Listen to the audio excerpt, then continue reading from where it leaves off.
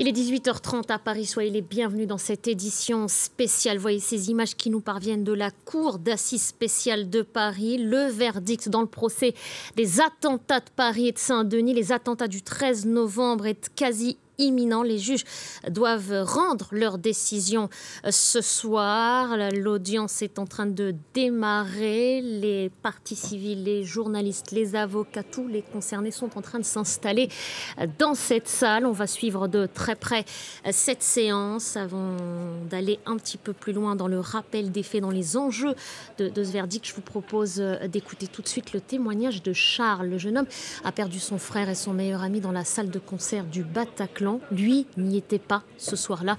Il raconte la manière dont il a vécu ce procès. Il se confie à Karim Aki. On l'écoute et on se reparle. Je ne pensais pas que ça allait être aussi douloureux. J'y suis allé le premier jour en me disant que ça allait bien se passer.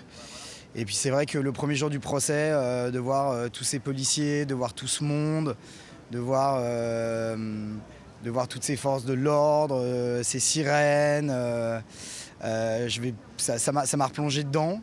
Et pendant 15 jours à moi, j'ai été très impacté, ça a été très compliqué. Jusqu'au moment où j'ai dû témoigner le 22 octobre. Et j'ai eu 2-3 mois où ça m'a vraiment replongé un petit peu en enfer. Ouais. Je trouve que c'est un procès qui a été bien fait. Je trouve que la France a quand même mis tout en œuvre pour juger les terroristes. Je suis fier de ce que l'État a fait pour nous. Je suis soulagé d'arriver au bout. Je vais quand même, entre guillemets, reprendre un petit peu ma vie et le cours normal des choses, quoi. Donc ouais, il y a une partie de moi qui est soulagée aujourd'hui d'arriver au bout. Voilà pour ce témoignage.